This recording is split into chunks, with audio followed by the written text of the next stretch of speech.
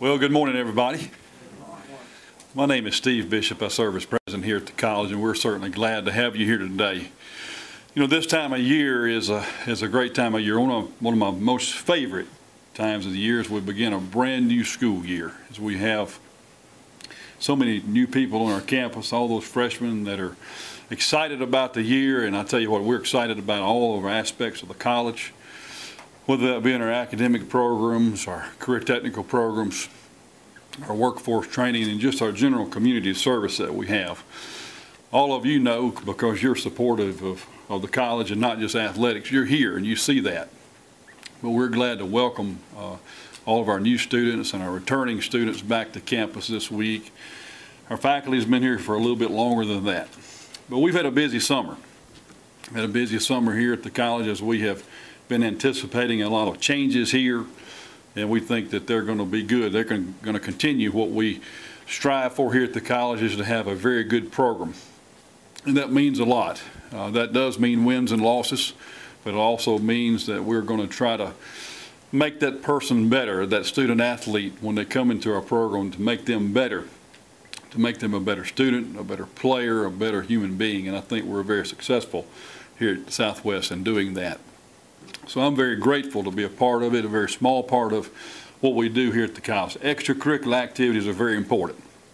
I know that some of you know that I've taught here for a few years, but I did move into the Dean of Students role. I guess my heart is still in student services and student activities. I think that just adds a great deal to the overall aspect of what we're trying to do here at the college. So on behalf of our Board of Trustees and all of our faculty, staff, and our students, I do welcome you here today for a very important press conference. We've had some changes in several of our sports, but we're going to focus on two of those sports today. We're going to first focus on our baseball team.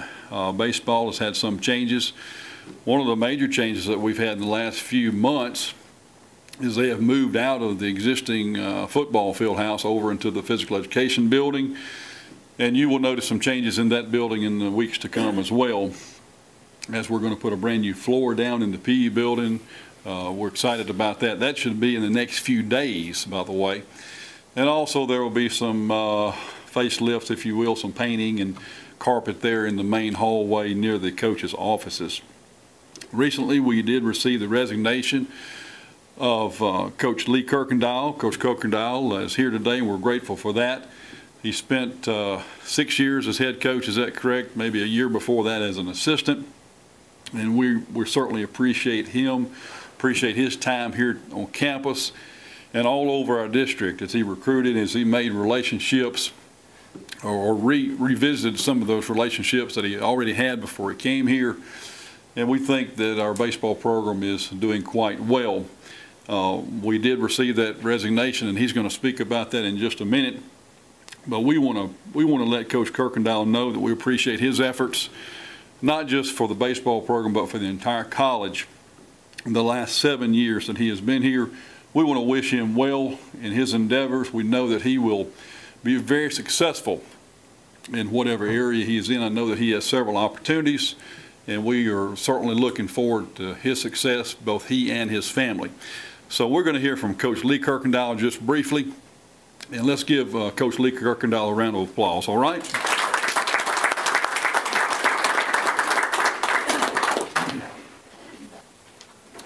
Thank you, Dr. Bishop. This is the normal way of doing things, where an outgoing coach is also the same press conference with a new coach, but unfortunately word slipped out a little too quickly back whenever this was all transpiring in July. And because of that, we had to put out that public announcement, and obviously Coach and I had to talk with our players. We did not want them to hear it secondhand. It did not come from anyone here at Southwest, because at that time only myself, Coach Jackson, and a small group of administrators even knew of that. So it didn't leak from here. So I just wanted to make that clear. It didn't leak here from Southwest Community College. So I had not had opportunity really to tell my story and what's going on. A lot of you know my wife works for Denbury Resources. She's been with them for several years. We've known that possibly, well, within a few years, she maybe would move out to their corporate office in the Dallas area. It happened a little faster than what we would think. And this happened so fast about the middle part of this summer, made it really difficult for me to find a coaching job at that point in time. Initially, our first thought was that I was going to stay for one more season. We were going to wait till after school started and then make a public announcement that it would be my last year and that Coach Jackson would be transitioning, and that would have given him the opportunity to recruit and talk to recruits in that manner and have an easy transition. But the more I thought about that, easy was not something that was going to be on me or my family in doing that. After some soul searching about that, I talked with our administration again and basically decided that there were enough things out there as I started looking that we could go ahead and make this transition now. And we certainly did not want to wait until school started in order to do that. The problem was we didn't have a board meeting scheduled until August the 12th. So again, we were trying to keep it quiet at least for a little while longer to make that transition easy. But you know, nothing in life is perfect, exactly how you draw it up. But that was okay in how that we've started this process moving forward. Again, there's because of the date, it was impossible for me to do something in coaching. I have had a couple of opportunities already within athletic administration. I'm still kind of waiting this thing out because it all happened so fast, because there's some other opportunities out there that I'm looking at as well. A couple of scouting opportunities in that area. I never thought I'd enjoy being a scout, but in that area they don't have as big a territory as scouts do in this area. So because of that, something that I am considering. I also want to take this opportunity to thank all of those people that have been helpful to not just me, but our entire program. We got people from the Chasing Foul Balls crew here, as they always are. We've got some board members, some community people, other coaches on staff, and also some others that have been really important to us. I'm not going to sit here and go name by name. I think Coach Jackson might do a little bit of that. I'm not going to steal his thunder in that. So obviously everyone here, including some former players, I noticed back there in the back, and a former manager as well, or director of baseball operations as we called him. But all you guys have been very important to us, and again, I know I personally want to thank you for the tremendous opportunity that had been given here, and the help you've given us over the years that we've been here. We've come a long way in our program from the first year I was here, hanging off the top of the backstop, cutting down chain leak, and making all the improvements that have made it a better facility and a better program. I want to thank Dr. Oliver Young, who was here at that point, and having faith in me, and then also Dr. Bishop and the other administrators for giving tremendous support since that time. I know Dr. Bishop mentioned a little bit about some of the changes that we've gone through, and I know there are others to come, and it's happening throughout the athletic department, not just in baseball. So we've been very pleased with that.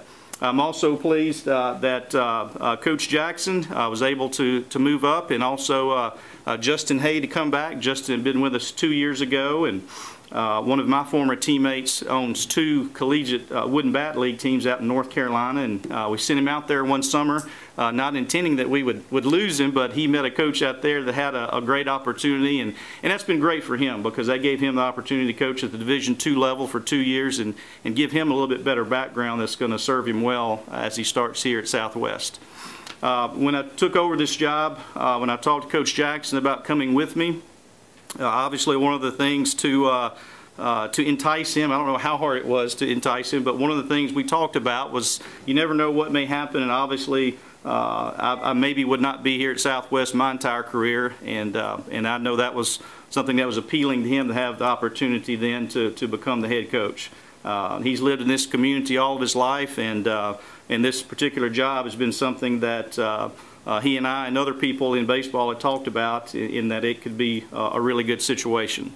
So again, I want to thank all of those that have been helpful to us. I'm excited that these 2 guys are going to take over this program and hopefully lead it to even greater heights than we have to this point. But again, thank you very much for your support.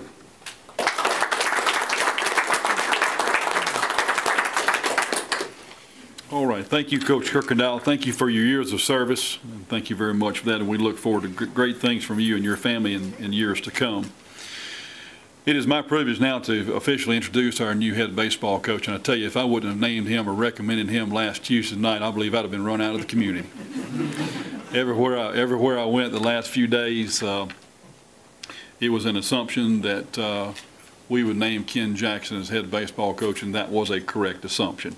I believe I would have gotten some pressure otherwise, but he certainly came highly recommended by everybody that I spoke with here on campus. Definitely as a player's coach. He's knowledgeable. He can recruit. And I tell you what, he's got a wonderful family to support him. I think that's great. I tell you just a little quick story. Last Sunday, the baseball team was moving in, along with some band members and other athletes.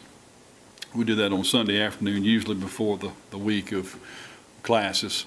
And I noticed that Miss Jill and Maggie were around greeting the players and greeting the parents. I just thought that was a neat thing.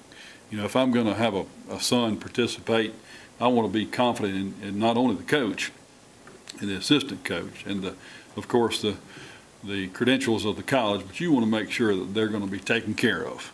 And to me, that was a great indicator, a good indication that they're not just going to be players or not just a number, but they're going to be taken care of and they're going to be loved and develop that family relationship that they can always come back and be a part of our Southwest family. So I guess I kind of had to recommend you, Coach Jackson, but I would have done it anyway. Even if there would have been some people against you, I would have stuck my neck out for you there and recommended you. Our Board of Trustees, our board committee, our athletic committee, all voted unanimous to name Coach Ken Jackson as our head baseball coach, and I would like to formally announce him, Coach Ken Jackson, head baseball coach, Southwest.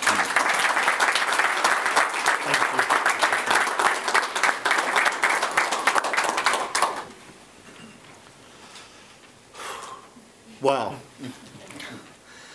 I cannot tell you how excited I am today. I have several pages here. It's big print because I can't read it, so I don't want to put my glasses on. So I am very proud to stand before you today as the head baseball coach here at Southwest. I'd like to take a few minutes and thank a few people, Dr. Bishop, Dr. Ashley, who had an unexpected emergency he had to go to, the other administrative staff, some of them are here today, the Southwest Board President, Reggie Jones, and the other board members for believing in me and giving me the opportunity to be the leader of the baseball program here. I also like to thank a few other people as I go on. I hope I don't get emotional here. First of all, I want to thank God for putting certain people in my life that has made me the person I am today. First of all, my wife, Jill. She is the example of a coach's wife. She knows how to be the wife of a winner and a loser, the good and the bad times. She's an example of an athlete's mom. She knows what it's like. My oldest daughter, Haley, and my son-in-law, Brett Hicks, that I also had the privilege of coaching, and my youngest daughter, Maggie. Haley learned what it was like to be a coach's kid very early. That about an hour after she was born, I left the hospital to go coach a football game. So she knows what it's like to be a coach's kid. My mom and dad, Helene and Lennox Jackson. Mom was unable to be here today because of health reasons, and Dad only got to see me coach a couple years. But they taught me to always do my best and play hard. They never criticized me about the way I played, never questioned the way I played, only that I played hard. And I thank them for installing that in me. My two brothers, Don and Ted. Don is here today. Ted was unable to be here. For getting in the backyard playing ball with me when I was little. And forcing me to grow up at the Little League ballpark in Summit where they were playing ball. And Mr. Albert Smith being their coach and watching him mentor them and eventually mentor me. Other family members are here. This is my family over here.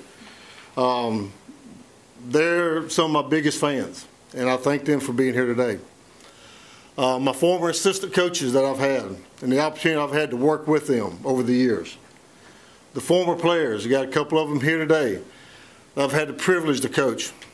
The chasing foul ball guys, Robbie, Reese, Neil, where's Richard? I'm sorry, Richard. These guys have been instrumental to me long before there was a chasing foul balls. And there are other individuals here that's played important roles in my life, and I want to thank you for that. How did my coaching career get started? I was a freshman here at Southwest Junior College at the time. Room 207. Me and my roommate Kyle Hucks was asked to coach a summer league team, 13-year-old team at Rotary Field. During that summer, and after that summer was over, I was hooked. I was a coach. I knew that's what I wanted to do the rest of my life. I wanted to influence young people, and I wanted to coach the game. And what's crazy about that, the people that were over that league, Mr. Neil Randall, Mr. Sammy Clark, Mr. Robbie Hamilton. And now, 32 years later, look where we are. It's just amazing. I had the privilege of teaching and coaching at Park Lane for 23 years with some awesome individuals, and was lucky enough to have some success with a lot of hard work and having great assistant coaches and players. We were able to build a successful program and win a few ball games. But in 2008, things changed. Coach Kirkendall gave me the opportunity to be an assistant coach at Southwest. And it's hard to believe it's been 6 years. I cannot be remiss to say that coaching baseball at Southwest has not been a desire of mine for a long time, for many years. I told Mr. Swindle several years ago at Park Lane, when I was being approached by several schools about job openings, that I had no desire to leave Park Lane. And to tell other schools I was not interested, because Park Lane was my home. But if the job, but I told him this, if the job at Southwest ever came open, I was going to do my best and try to get that job, because Southwest was also my home. You got to see that Southwest is a home because I went to school here, my mom and dad went to school here, my two brothers went to school here, my wife went to school here, my two daughters, my brother-in-law, my mother-in-law, my father-in-law, and my aunt all went to school here. So Southwest is my home. When Coach Kirkendall approached me in 2008 to come to Southwest to be the pitching coach for him in Southwest, it was an opportunity I couldn't turn down. People often ask me, you've always been a head coach. Can you be an assistant coach? Especially for a former player. In case you don't not realize that Coach Kirkendall played for me. I was a 21-year-old young coach, and he was a 17-year-old junior. And I said, absolutely. I've been a head coach for 23 years. Been there and done that. I was okay with being an assistant, and I was perfectly content. And I was okay, and I was okay with it and enjoying what I was doing. But about a month ago, when Lee came to me and told me what was happening with his family situation and the possibility of them moving to Texas, my wheels started spinning. And the old, young, 21-year-old, first-year coach, blood started flowing again. And my mind has not stopped spinning since. And I am so ready for the challenge. And I'm grateful for Lee for giving me this opportunity over the years. Lee, thank you. I'm all about family. As I've already said here today, I'm all about family. We want this program to be a family like this school is. We want the players to embrace the school. We want the players to embrace teammates as brothers, to embrace the administration, the faculty, the students, and the community. Likewise, we want the school, the faculty, and the community to buy into this program, to embrace the players and the program, and to get behind it and support it. How will this program be measured by success? 4 things. Number 1, getting an education. Getting these kids an education that will carry with them for the rest of their life. Number 2, winning ball games and winning championships. Now, we understand there's many obstacles out there that stand in front of us. If we accept these obstacles as a challenge, the MAC-JC League is a great league. Great coaches, great players. But we accept this challenge, and we're going to try to overcome those obstacles. But our goal is to win championships. We want our players to set spoken goals. And what do we mean by spoken goals? These are goals that everyone on the team knows what they are. These goals, the players have heard every day from a coach and from a teammate, and they're held accountable to reach those goals. And we will measure success by moving players on to the 4-year level to continue their education with the chance to continue playing the great game of baseball if they so desire, or even if they have the opportunity to play professional ball. We want to give them that opportunity. What do we expect from our players? To control the things that we can control. There are many things in this profession and life that we cannot control, but there are things that we can control to be successful. Number 1 is discipline in every aspect of our life. Classroom, dorms, ball field, weight room. Taking care of our business, doing the things the right way. That's what we want to do. Have our kids with character. Number 2, doing what is right. On campus, off campus. Trying to be the best, on campus, off campus, when no one is looking, doing the right thing. Heard a story the other day about Derek Jeter.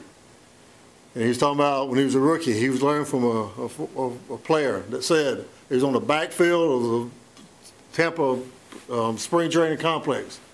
And they jogged off the field. And Derek Jeter said, why are we jogging? There's nobody here. He said, somebody may be looking. I want to do the right thing. And number 3 is effort. Giving 100% in everything you do. Trying to be the best you can do, best you can be in whatever you try to do. What does Southwest baseball mean to me? As a player here in 1982 and 1983, it was a time on this campus that I cherished and enjoyed making lifelong friends and gaining a quality education that will be with me for the rest of my life. But as an assistant coach, it was time to watch young men mature, develop into productive citizens. Today, as the leader of the baseball program, I want to build on the success this program has had over many years. Dr. Bishop and the Southwest family, I'm very humbled today that you have provided me the opportunity to be the head coach of Southwest. And this is an opportunity I do not take lightly. Thank you. And by the way, it is a great day to be a Bear.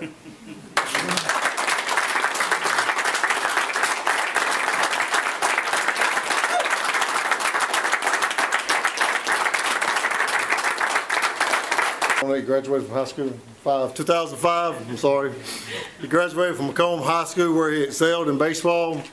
He signed to play baseball here at Southwest as a corner infielder and a catcher for the Bears in 2006 and 2007. Justin also played for Wallace State at Dothan, Alabama for the great Mackie Sasser. He pitched at Faulkner University in Montgomery, Alabama, where he graduated in 2011 with a degree in history and social science and secondary education. Justin began his coaching career as a student assistant at Faulkner before returning to Southwest as a volunteer assistant in 2012. We made the mistake of finding him a summer league job up in North Carolina, where he stayed for the last 2 years as an assistant coach at Barton College in Wilson, North Carolina. But he also was an assistant coach for the Wilson Tobbs of the Coastal Plains League. And this year he was actually head coach for the Wilson Tobbs and made the playoffs for the first time in 6 years. Tell you a quick story about Justin. He called about a month ago asking for a letter of recommendation. He was wanting to get closer back to home. So I said, I'll be glad to do it. Called Coach Kirkendall also.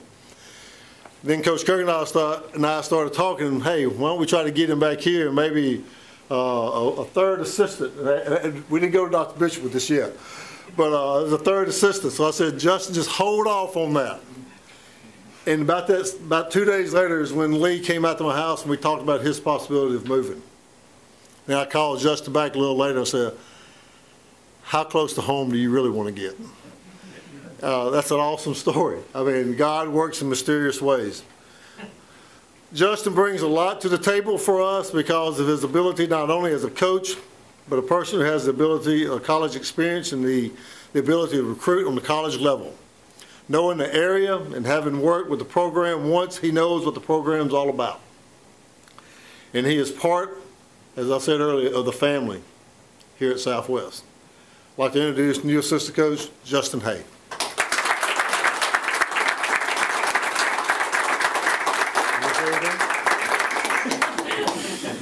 Thank y'all. All right. Thank you, Coach Jackson, and welcome. Welcome to your new position, and also we want to welcome Coach Justin Hay as well back home here at Southwest. We look forward to some great times and for fall baseball as well as spring. So y'all come out and support the Bears on the diamond. It's a wonderful atmosphere, and we look forward to that time as we get to see our players hit the field for the first time. Just a few weeks ago, seems like, not that long ago, we introduced a brand new men's basketball coach here at Southwest, and we welcome back home Coach Thomas Gray. Coach Gray has been very busy since he's been here and getting the players in school this week, and we look forward to the other changes that will take place. Some of you already know that Coach Gray has a big day in September. He's had a little bit of difficulty focusing the last few days, but we'll give him the benefit of the doubt. He's getting married on September 20th, so we look forward to that. He's getting married in the gym. No, I'm joking.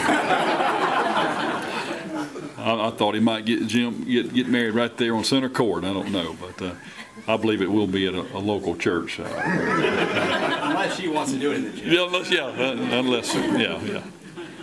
I better be quiet. I think they have my wife's cell phone number ready to punch it. So we want to introduce Coach Thomas Gray. Once again, he'll say a word or two, and then he will introduce our brand new assistant men's basketball coach, who we're really excited about. Coach Gray.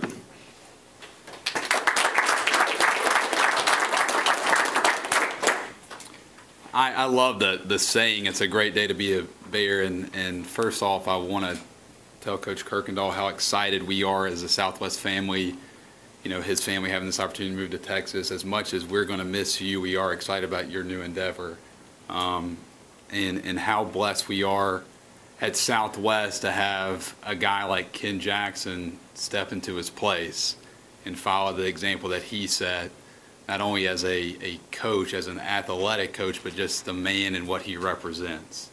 And so what a blessing it is to be a Bear.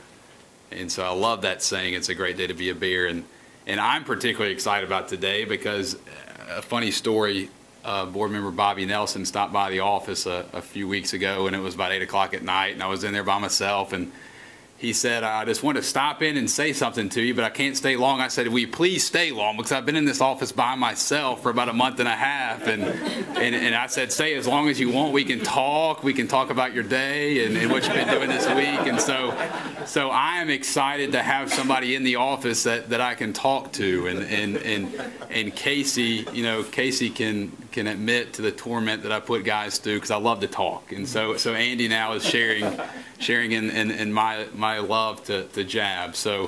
But I am excited today to introduce Andy Farrell as our men's basketball assistant. I believe in this life, as long as we live life by faith and trust in God that things happen for a reason. Andy is not a guy that I knew of or knew personally, I should say. I knew of him, but I didn't know personally about 4 months ago when I was at Southwest. But a mutual friend introduced me to Andy, and when the name Andy Farrell, came to my ear, I recognized it. He's a guy in this profession who a lot of people know, and I want to kind of tell you about his background. Andy Farrell is a guy who has spent over 10 years at the top level of college basketball in NCAA Division I. He started off at the University of Dayton, who just made the NCAA Sweet 16. There he went and he was a graduate assistant at Virginia Commonwealth University, who, as we all know, is one of the top programs in the country under Coach Shaka Smart. And he worked for Coach Anthony Grant there at VCU, who's now the head coach at Alabama. He got hired from there at Clemson University under Coach Oliver Purnell. And then from there, he went to DePaul University when Coach Purnell got promoted to the head coach at DePaul University. So he has worked not only in the Atlantic 10, which put 5 teams in the NCAA tournament this past year, he's also worked in the ACC, and he's also worked in the Big East, which those are 3 of the top conferences in NCAA Division I basketball. The Big East being the elite conference in Division I basketball. So his experience and his background speaks for itself. And this past year, he went to Longwood University, which is in the Big South of NCAA Division I, was an assistant there. And so he has spent over 10 years understanding all the different aspects of what it takes to be a basketball coach. And so his pedigree speaks for itself. A couple of years back, and why a lot of people know Andy Farrell now, not just on his resume and his background in Division I, is him and Adam Gordon, who is Director of Operations at Mississippi State, and Trey Meyer, who is an assistant coach at the University of Miami, Ohio, started an organization called the Rising Coaches Elite. And that is one of the top coaching organizations in the country in terms of Division I coaches. And for a guy of his stature and Adam Gordon and Trey's stature to start this organization, it was really special. They have a conference every year in Las Vegas that have noted some of the top coaches in college basketball, and some notable speakers at their conference over the past few years is Josh Pastner, who's a head coach at Memphis, Anthony Grant, who's a head coach at Alabama, Dave Rice, who's a head coach at UNLV, Buzz Williams, who's a head coach at Virginia Tech, Frank Martin, who's a head coach at South Carolina, Jamie Dixon, who's a head coach at Pittsburgh, as well as a lot of other notable Division I coaches.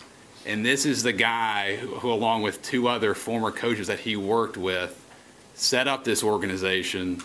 And so his name goes and stretches to almost every program in NCAA Division I. If I name a program to him, as we've gone over kind of last-minute recruiting and some transfers, and I said, do you know anybody, at the University of Nebraska, he can name half the coaches there and has their cell phone numbers, in his phone.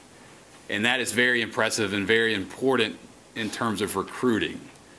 And so this guy is a guy that his organization and what he's done in it has picked up a lot of recognition from 2 notable basketball writers, actually the top 2 basketball writers in college basketball, and that is Jeff Goodman of ESPN and Gary Parrish of CBS. And so they have noticed kind of what a special organization Rising Coaches Elite is and kind of the work that Andy's doing in that. And so with them on board, his organization has kind of branched off into something extremely special and very notoriable in terms of coaches around the country.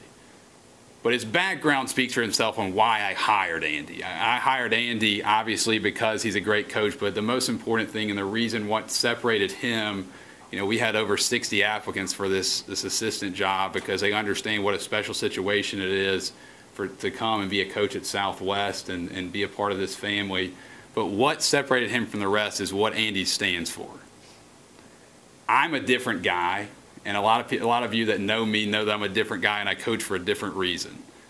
I'm very competitive and I want to win and I hate to lose. But that's not why I coach basketball. I coach basketball because I'm in it for these kids that we get to deal with on a day-to-day basis, and I'm trying to not only develop them in basketball, not only develop them in academics, but most importantly develop them in the game of life. That's the most important thing to me. And so it is very important for me to find a guy that mirrors that in his life. and why he's in coaching. And so when I found Andy, and Andy flew down here and he met with me, and I talked with him, and he told me, I said, you know, why are you in this? Why do you do this? And I knew what I wanted to hear, and I knew what I needed to hear. And God did as well. And so when Andy spoke those words to me, I said, this is my guy. This is my guy. Because his resume is off the charts. But him as a person is why he's here, is why he feels led to be here. Because I think he sees the special thing that we have at Southwest and how we are all about development of student athletes. The outpouring, you know, his news broke Tuesday across, you know, he's a guy that has over 4,000 people following him on Twitter. So you can imagine the people that picked up on his hiring and when the news broke across the website. But the outpouring of success and the text messages and the phone calls that I got when they found out I hired Andy Farrell, they said, how did you get that guy there? And I got text messages, great hire, fantastic hire, you're a magician.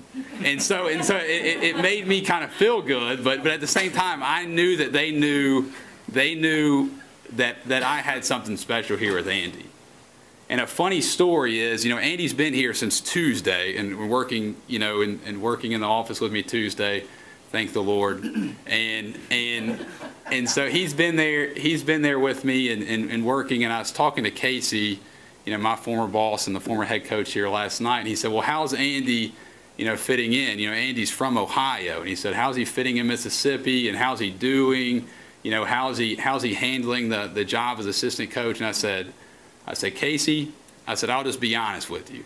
I mean, in 2 days, he's gotten stuff so organized around the office, so organized in terms of our guys' academics, so organized in terms of our workouts. I don't know whether just to be happy that he's here or apologize to you for the job that I did when I was here. And he started laughing. I said, I'm serious. I said, I'm serious. I don't know whether just to say I'm sorry to you or just be happy he's here. And so it is a blessing. It is fantastic for me, and I think for this school, that Andy Farrell is the new men's basketball assistant. I want to welcome him right now.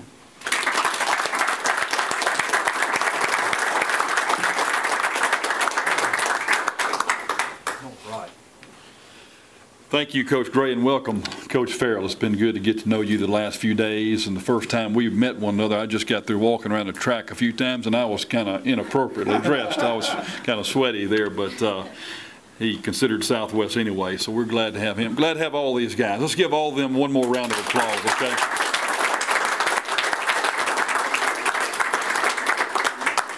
I know a lot of you are busy, have other things to do today, but I tell you, stick around as long as you would like to today.